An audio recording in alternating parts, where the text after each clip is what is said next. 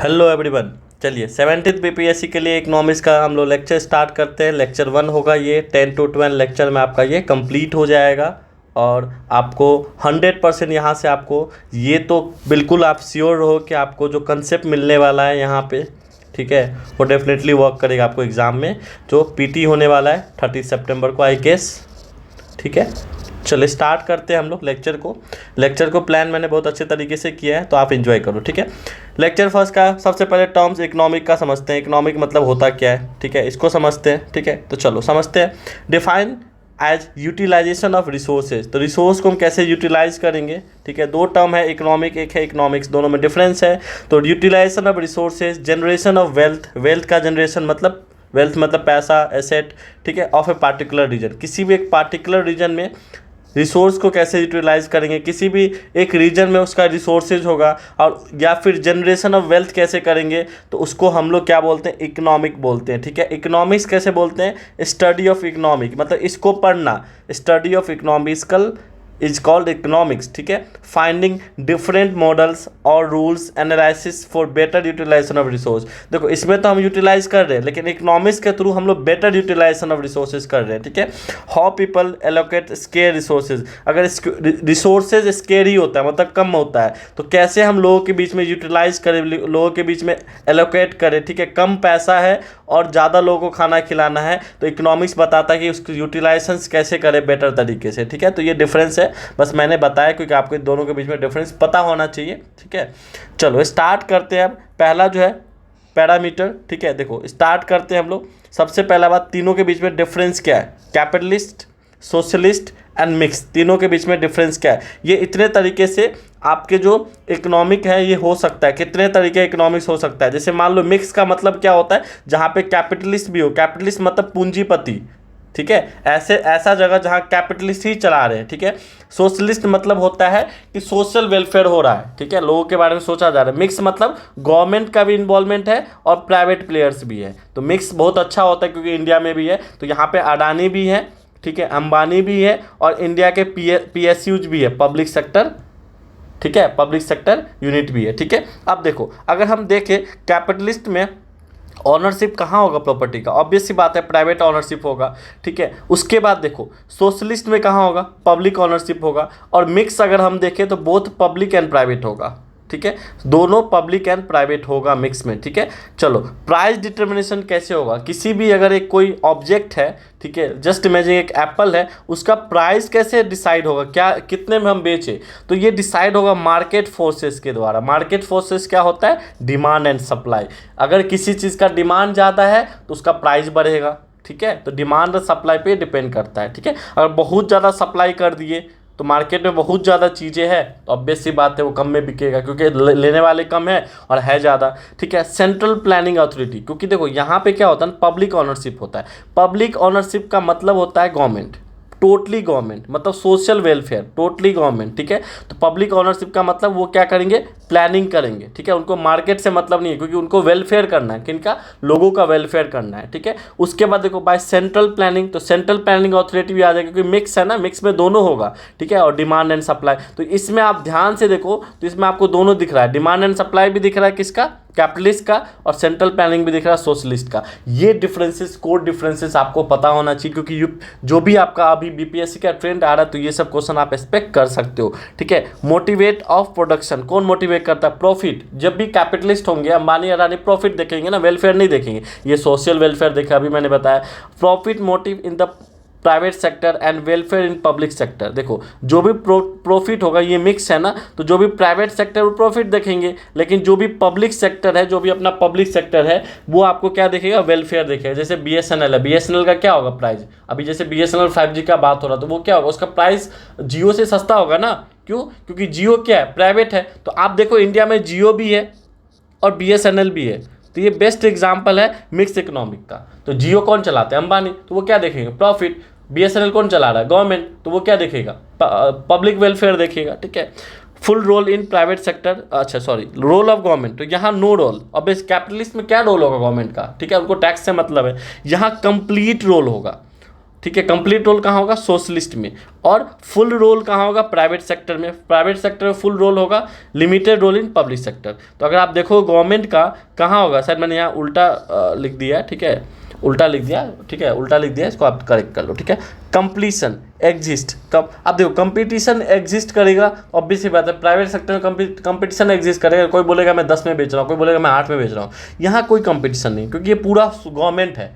Government price, देखो price कौन decide कर रहा है? Central planning authority. यहाँ मार्केट डिसाइड कर रहा है, तो उस हिसाब से प्राइस फ्लक्चुएशन होगा, कंपटीशन होगा। Exist only in private sector, competition सिर्फ प्राइवेट सेक्टर में होगा, गवर्नमेंट में नहीं होगा, क्योंकि मिक्स में दोनों आते हैं, ठीक है। डिस्ट्रीब्यूशन ऑफ इनकम, इनकम का कैसा डिस्ट्रीब्यूशन होगा? यहाँ वेरी अनइक्वल, बिल्कुल अनइक्वल डिस्ट्रीब्यूशन होगा। किसी के पास बहुत ज़्यादा पैसा होगा, कोई भीख मांग रहा होगा, ठीक है। यहाँ का क्वाइट इक्वल, काफ़ी इक्वल होगा ना। गवर्नमेंट क्या चाहेगा? सबके पास पैसा हो, ठीक है। ये कंसिडरेबल इन इक्वालिटी एग्जिस्ट। देखो इक्वालिटी मतलब होता है इक्वालिटी, कंसिडरेबल इक्वालिटी एग्जिस्ट, मतलब यहाँ पे क्या होगा ना कि इक्वालिटी एग्जिस्ट करेगा। क्यों? किसी के पास पैसा कम है तो गवर्नमेंट वेलफेयर स्कीम ला देता है, ठीक है। और यहाँ पे क्या पूरा का पूरा वेलफेयर स्कीम है, प्राइवेट है ही नहीं। तो ये डिफरेंसेस आपको समझ में आना चाहिए। टर्म समझो, कैपिटलिस्ट, सोशलिस्ट, मिक्स। कैपिटलिस्ट मतलब पूंजीवाद, अंबानी से याद रखना, अंबानी हमेशा अपना फायदा चाहेगा। यहाँ पे मोदी जी को देखना, हमेशा गवर्नमेंट, मैं कोई पार्टी का नहीं हूँ, ठीक है, मोदी जी का इसलिए कह रहा हूँ कि प्रधानमंत्री है, और सबको देखेंगे, ठीक है। और मिक्स देखेंगे तो यहाँ मोदी भी है और अंबानी भी है, ठीक है। तो अपना जो है मोदी अंबानी दोनों वाले को मिक्स इकोनॉमिक में इंडिया बिलीव करता है, ठीक है। चलिए स्टार्ट करते हैं फिर। रियल इकोनॉमिक और फाइनेंशियल इकोनॉमिक में डिफरेंस, ये टर्म्स आपको पता होना चाहिए। देखो रियल इकोनॉमिक का मतलब होता है transaction, deliverance of something other than money और फाइनेंशियल एसेट। मनी और फाइनेंशियल एसेट के अलावा जो ट्रांजेक्शन होगा उसको हम लोग रियल इकोनॉमिक बोलते हैं। Include physical goods and services, जो भी फिजिकल गुड्स एंड सर्विसेज होगा, सर्विसेज, तो सर्विसेज में आप देखो ध्यान से, कोई भी मनी और फाइनेंशियल एसेट का जो ट्रांजेक्शन नहीं होगा, ठीक है, उसको हम लोग रियल इकोनॉमिक बोलते हैं। फाइनेंशियल इकोनॉमिक में किसको बोलते हैं? Transaction only involves money and financial asset, मतलब जो भी मनी और फाइनेंशियल, जो भी फाइनेंशियल इकोनॉमिक होगा ना, उसके अलावा सारा रियल इकोनॉमिक होगा। बैंकिंग सर्विस ऑफ लोन, तो ये डिफरेंसेस आपको पता होना चाहिए। अब क्लोज इकोनॉमिक क्या होगा? इकोनॉमिक क्लोज है। 1991 से पहले इंडिया थोड़ा बहुत क्लोज था। क्लोज मतलब वो क्या नहीं कराता था? वो आपको इम्पोर्ट नहीं करवाता था, ठीक है। इंडिया में कोई भी इंपोर्ट नहीं लाता, क्योंकि थोड़े दिन पहले 1947 में हम लोग को इंडिपेंडेंस मिला था, तो हम डरे होते थे कि अगर कोई बाहर का प्लेयर्स आता है तो हमें प्रॉब्लम करेगा, ठीक है।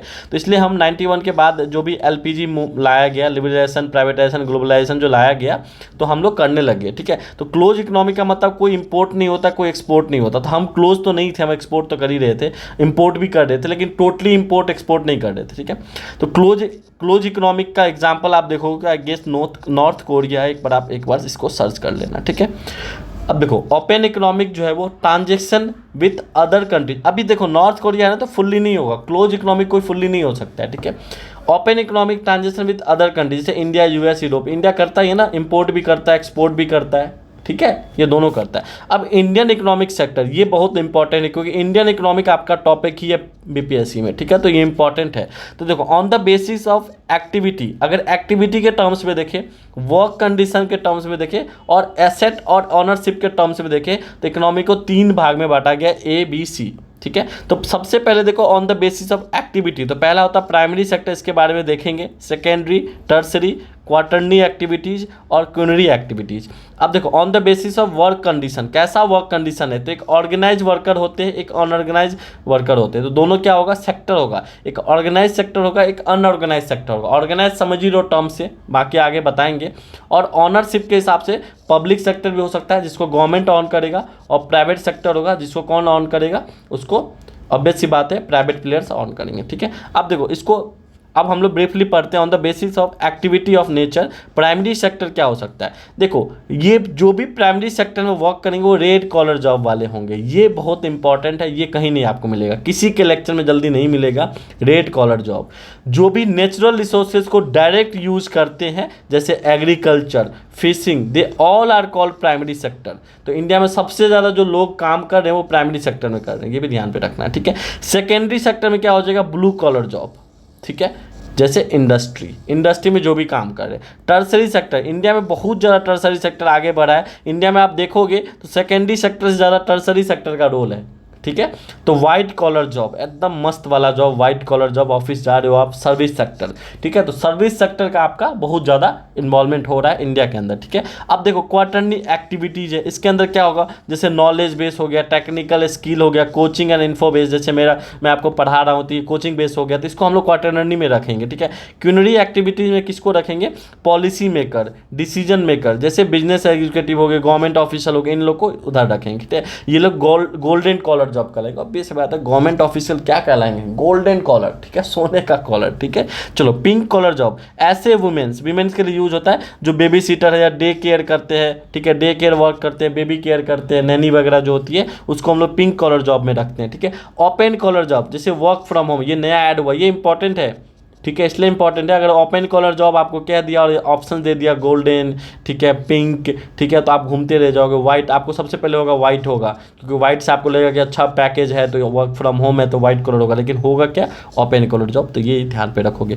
On the basis of work condition, ठीक है, वर्क कंडीशन देखो, ऑर्गेनाइज मतलब होता है सिक्योरिटी ऑफ एम्प्लॉयमेंट, मतलब एम्प्लॉयमेंट से आपको जल्दी नहीं निकाला जाएगा, that is called organise sector. And applicable rules and law होगा, ऐसे नहीं किसी को भी हटा दे रहे हैं, ठीक है। रजिस्टर अंडर गवर्नमेंट के अंदर रजिस्टर होगा, जैसे स्कूल्स हो गए, आईटी कंपनीज हो गए, ये सारे ऑर्गेनाइज सेक्टर हो गए। ऑर्गेनाइज सेक्टर में जो भी वर्कर होंगे ना, वो अच्छे पैसा कमा रहे होंगे, वो एक इन्वायरमेंट होगा, बेटर इन्वायरमेंट होगा। आप समझ पा रहे हो मैं क्या समझा रहा हूँ, ठीक है, ज़्यादा डिटेल में नहीं जाना, आपको सिर्फ समझना है। Unorganise sector, no security, no government data, कोई भी गवर्नमेंट डेटा नहीं, जैसे ईटा के भट्टा पे कोई काम कर रहा है, ठीक है, वर्कर कर रहा है, कोई मान लो डेली वर्कर है, कोई रिक्शा चला रहा है, कोई घर का बिल्डिंग बनाने में ईंट को उठा रहा है, वो सारे क्या कहलाएंगे, कंस्ट्रक्शन कॉन्ट्रैक्टर, ये सब सारे क्या कहलाएंगे, अनऑर्गेनाइज सेक्टर का। गवर्नमेंट का कोई वहाँ पे इन्वॉल्वमेंट नहीं है, सिक्योरिटी नहीं दे रहा है, डेटा नहीं दे रहा है, ठीक है।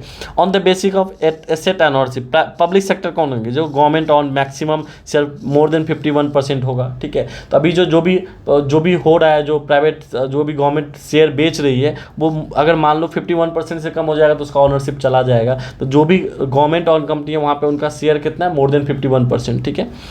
प्राइवेट सेक्टर कौन होंगे, जो प्राइवेट ऑनरशिप होंगे, मेरिट बेस्ड परफॉर्मेंस होगा। प्राइवेट सेक्टर में क्या होता है, मेरिट बेस होता है। गवर्नमेंट में क्या होता है, एक बार गवर्नमेंट जॉब लग गया, आप बीपीएससी बन के आप एसडीएम बन जा रहे हो, तो उसके बाद थोड़े ना आपको एग्जाम देना, आपका काम करना है, ठीक है। लेकिन जब आप आईटी सेक्टर में काम कर रहे हो तो आपका परफॉर्मेंस एवेल्यूएशन होता है हर एक महीना 2 महीना पे, ठीक है। अगर आपका परफॉर्मेंस अच्छा नहीं है तो कंपनी आपको हिंट भी देगी हटाने का, लेकिन एसडीएम बन जाने के बाद कब हटोगे आप, बहुत बड़ा चोरी कर लोगे तभी हटोगे, वैसे कोई नहीं हटा सकता, अगर परफॉर्मेंस भी नहीं अच्छा है तब भी, ठीक है। हाई एफिशिएंसी एंड एक्सपर्टीज, बहुत ज़्यादा एफिशिएंसी होता है, लोग 12-12 घंटा काम करते हैं, वर्क फ्रॉम होम घर से काम करते हैं, काम बहुत ज़्यादा करना होता है, ठीक है। ये मतलब रखता है। अब देखो, in 1991 government started to give up public companies mini Ratna, Maharatna, Navratna. तो जो भी पब्लिक कंपनीज है, पब्लिक कंपनी मतलब गवर्नमेंट की जो कंपनी है, उसको गवर्नमेंट 1991 के बाद क्या करने लगा, एक स्टेटस देने लग गया। तो स्टेटस कैसा होता था, mini Ratna type, Maharatna type, Navratna. तीनों में डिफरेंस क्या है, सबसे छोटा होता है आपका मिनी रत्ना, उसके बाद आता है नवरत्ना, उसके बाद होता है महारत्ना। ये डिफरेंसेस भी पता होना चाहिए, मिनी, नव और महा। तो महा सबसे ऊपर होता है, ठीक है। उसके बाद देखो, मिनी रत्ना कंपनी स्टेटस किसको मिलेगा, जो प्रॉफिट बनाएगा लास्ट 3 ईयर में कंटिन्यूसली 3 साल प्रॉफिट बनाना पड़ेगा। और प्री टैक्स प्रॉफिट का मतलब होता है टैक्स से पहले वाला प्रॉफिट, टैक्स देने से पहले जो प्रॉफिट है वो 30 करोड़ का होना चाहिए, ठीक है। उसके बाद आपको, एक मिनट रुकना, हाँ, उसके बाद आपको 30 को जो प्री टैक्स प्रॉफिट होना चाहिए वो आपको कब होना चाहिए, एटलीस्ट 1 ऑफ द 3 ईयर, 3 साल जो प्रॉफिट होगा उसमें से किसी एक साल में आपको 30 करोड़ का प्रॉफिट दिखाना पड़ेगा, having positive net growth worth status, ये भी होना चाहिए, ठीक है। मिनी रत्ना कैटेगरी 2, ये कैटेगरी 1 था, कैटेगरी 2 देखो, made profit for last 3 years continuously, ये सेम चीज़ है। Having positive net worth status, ये भी सेम है। नॉट डिफॉल्टेड, यहाँ डिफॉल्टेड हो सकता है, यहाँ क्या बोल रहा है, कैटेगरी 2 में डिफॉल्टेड नहीं होना चाहिए in the payment of repayment of loan, interest payment on any loans due to the government, ठीक है। किसी भी गवर्नमेंट, आप जो भी कंपनीज है प्राइवेट पब्लिक सेक्टर, वो भी तो लोन लेती है बैंक से, तो बैंक से ले रही मतलब गवर्नमेंट से ले रही है लोन, तो मतलब सिंपल सा बात है, वहाँ पे आपको डिफॉल्ट नहीं होना है, ठीक है। डिफॉल्ट मतलब आप पेमेंट टाइम पे कर रहे हो तो डिफॉल्ट नहीं होगे, ठीक है। Not dependent upon budget free support और गवर्नमेंट गारंटी, किसी बजट पे सपोर्ट नहीं होना चाहिए उनका, इंडिपेंडेंट होना चाहिए, अपना कंपनी अच्छे से चला रहे हैं, ठीक है। अब देखते हैं नवरत्ना क्या होगा। जो भी मिनी रत्ना कंपनी होगा कैटेगरी 1 और शेड्यूल ए सीपीएससी मतलब होता है सेंट्रल पब्लिक सेक्टर इंटरप्राइजेस, ठीक है। ये जो भी कंपनी मिनी रत्ना 1 कैटेगरी में होगा उनको नवरत्ना स्टेटस मिल सकता है। एक्सलेंट और very good rating in 3 in last 5 year, मतलब rating 3 of the last 5 year, very good rating होना चाहिए उनका, ठीक है। कंपोजिट ऑफ स्कोर 60 और अबव, ये इंपॉर्टेंट है आपके लिए। In the following 6 performance, 6 performance में उनका 60 से ज़्यादा पॉइंट्स होना चाहिए। जैसे इंडिकेटर क्या क्या इंक्लूडिंग होता है, net profit, net worth, cost of service, earning per share, ये सब आपका जो 6 परफॉर्मेंस है इसमें आपको जो आपका परफॉर्मेंस होना चाहिए उसका जो स्कोर होना चाहिए 60 से ज़्यादा होना चाहिए, ठीक है। और 4 इंडिपेंडेंट डायरेक्टर होते हैं किसमें, जो भी आपके नवरत्ना कंपनी होते हैं, ठीक है। उसके बाद देखो महारत्ना, जिसको भी नवरत्ना स्टेटस है उसको महारत्ना बनेगा, listed on Indian stock exchange. तो इन ये दोनों NSE जो भी इंडियन का स्टॉक एक्सचेंज है ना, NSE BSE, उसमें महारत्ना कंपनी वहाँ पे लिस्टेड होते हैं, ठीक है। With prescribe public share holding, ठीक है। Average annual turnover more than 25,000 crore, 25,000 crore से ज़्यादा लास्ट 3 साल में उनका नेट टर्नओवर होगा, एनुअल टर्नओवर मतलब साल में कमाई, ठीक है। एवरेज नेट एनुअल नेटवर्थ जो होगा वो 15,000 करोड़ होगा। तो नेटवर्थ और एनुअल टर्नओवर में डिफरेंस है। एनुअल टर्नओवर तो उनका कमाई हुआ, उसमें तो बहुत सारा सैलरी वगैरह भी देना होता है ना, उसके बाद जो बचेगा वो नेटवर्थ बचेगा, ठीक है।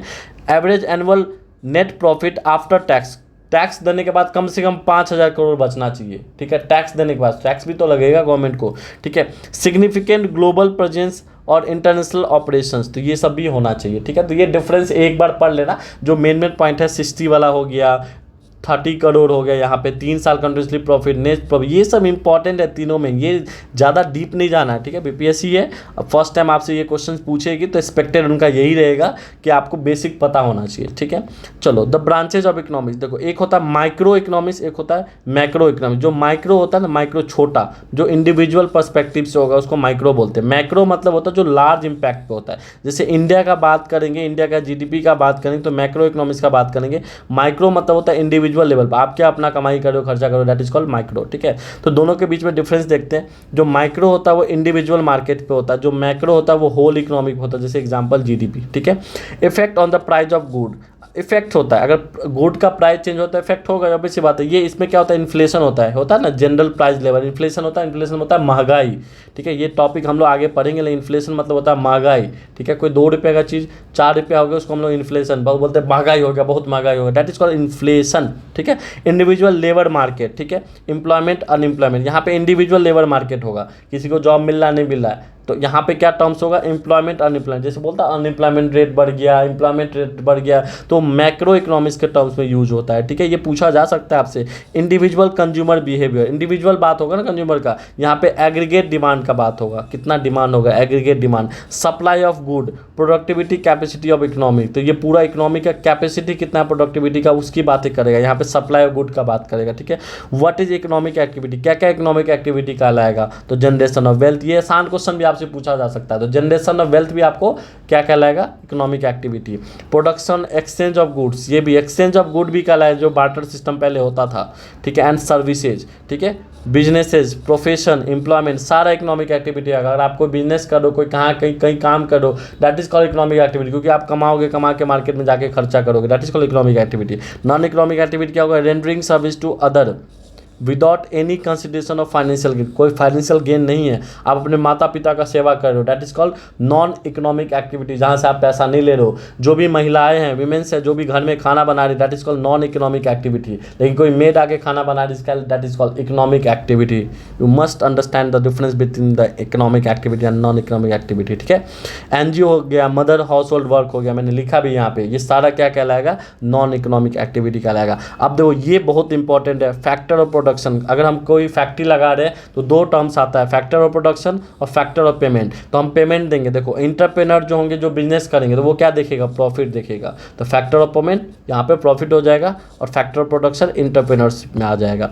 जो भी टीम होगा और एम्प्लॉय होगा, वो उसको क्या मिलेगा, सैलरी मिलेगा, ठीक है। जो भी कैपिटल होगा, जो भी आप कैपिटल लिए होगे उस पर इंटरेस्ट दोगे, जमीन लिए हो तो। लैंड का क्या दोगे, रेंट दोगे, ठीक है। तो ये आपको कैपिटल मतलब जो भी बैंक से लोन लोगे, कैपिटल मतलब यहाँ पे पैसा हो गया, ठीक है, तो उसको इंटरेस्ट दोगे, बैंक को लैंड लियो तो उसका रेंट दोगे। तो ये चारों फैक्टर आपको, जो भी 4 फैक्टर है प्रोडक्शंस के, जो भी 4 फैक्टर पेमेंट के, इसको याद कर लो। ठीक है, अब ये देखो जो भी आपका फैक्टर पेमेंट होगा उसमें अगर इनडायरेक्ट टैक्स ऐड कर दिए, जैसे मान लो कोई आदमी 5 रुपये का बिस्किट बनाया, ठीक है, उस पर टैक्स लगा दिया 3 रुपये का। अब वो बिस्किट कंपनी नया है और गवर्नमेंट ने उसको 2 रुपये का सब्सिडी दे दिया, तो 5 3 8 - 2 6 रुपया हो गया मार्केट प्राइस। तो ये आपको ध्यान पे रखना है, मार्केट प्राइस 6 रुपया हो गया। तो आप देख लो आपको समझ में आ रहा है कि मार्केट प्राइस क्या होता है, सब्सिडी माइनस करते हैं, क्योंकि सब्सिडी तो माइनस करना पड़ेगा ना, सब्सिडी मिल रहा है तो। ठीक है, सब्सिडीज 0 भी हो सकता है। तो हमेशा आप ध्यान पे रखना, हमेशा ध्यान पे रखना, मार्केट प्राइस आपका हमेशा ज़्यादा होगा किससे, फैक्टर पेमेंट से। ठीक है, फैक्टर पेमेंट से हमेशा बड़ा होगा। क्यों होगा, देखो इसलिए बड़ा होगा कि कुछ ना कुछ तो टैक्स लगेगा ही। ठीक है, या तो बड़ा होगा या बराबर होगा, कभी भी छोटा नहीं हो सकता मार्केट प्राइस। ठीक है, ये बहुत इंपॉर्टेंट है। देखो ना, मैं आप कह रहा हूँ ये कि फॉर्म एक हाउस होल्ड है। ठीक है, अब क्या हो रहा है कि हाउस होल्ड क्या कर रहा है, फॉर्म से गुड्स एंड सर्विसेज ले रहा है। ठीक है, और क्या करा हाउस होल्ड, उसको पैसा दे रहा था, स्पेंडिंग हो गया, उसको महीना, देखो ये बिस्किट बनाया, हम जाके बिस्किट खरीद लिए तो इसको पैसा मिल गया, हमको गुड्स मिल गया। ठीक है, और फैक्टर ऑफ पेमेंट आपको ऊपर बता ही दिया, फैक्टर ऑफ सर्विसेज में बता दिया। ठीक है, फैक्टर ऑफ सर्विसेज में क्या होगा, ये यहाँ पे जाकर ऑफिस में काम करेंगे, फैक्टर ऑफ पेमेंट क्या होगा, उसके बदले वो रेंट लेंगे, उनसे पैसा लेंगे मंथली। ठीक है, तो आई होप आपको 20 to 22 मिनट्स के लेक्चर में सब कुछ समझ में आया होगा। तो 17th BPSC का ये फर्स्ट लेक्चर है, जल्दी मिलते हैं लेक्चर 2 के साथ। अगर आपको अच्छा लगा तो सब्सक्राइब करें, दोस्तों के साथ इसको शेयर करें। Thank you everyone.